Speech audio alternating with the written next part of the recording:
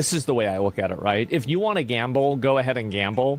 I don't think you should gamble. Like, I never gamble. I would never recommend people to gamble. We take gambling sponsors because, I mean, it's a weird situation where, like, I have to really appreciate gambling in a unique way nowadays. And the reason why I appreciate gambling, here's why. It's because gambling stands up for free speech. Gambling is willing to sponsor somebody like Nick Shirley. They're willing to sponsor somebody like me. So at the end of the day, I can't even really have a lot of animosity towards gambling, because if it wasn't for gambling, we probably wouldn't have as much independent journalism and as much freedom of speech as we have now. So as much as I don't like gambling, I think that in some cases there are some positives, right? There's certainly a silver lining. So, yeah. I gamble occasionally between friends for $5. Yeah, to me, I just don't like it. Although, isn't that coping? Although I see where you're coming from.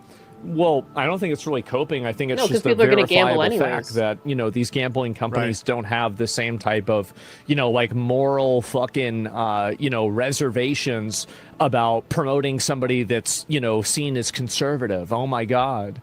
So I don't think that's true at all. Mitch Jones is changing people's lives. I won 5K while in the hospital for typing yo. It's funny because, like, I wonder if that's actually true, or that's like somebody being paid to do that. Like, I have no idea.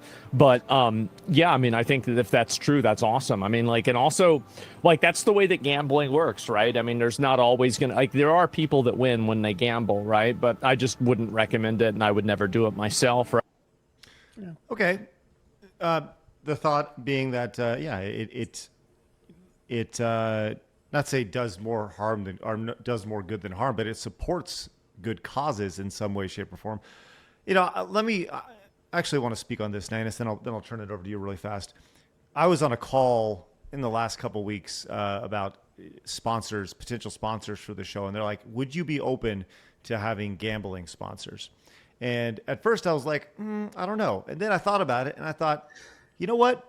Our audience is a bunch of grown-ass men, and who am I to tell them that they should or shouldn't be doing something?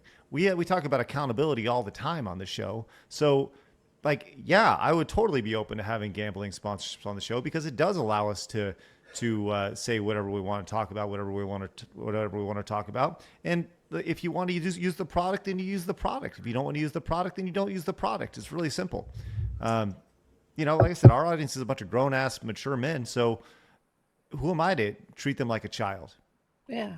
Oh, and I mean, realistically, people are going to seek this out whether or not you tell them to. If someone's a gambling addict, they're a gambling addict. And I don't like gambling, and I don't think people should gamble, but it does so happen to be a sponsor with very little strings attached. And like, these companies could easily, Kick doesn't have to exist. Kick could just take their profits from gambling and like say goodbye, but they didn't do that. Like, they made a point to make a platform.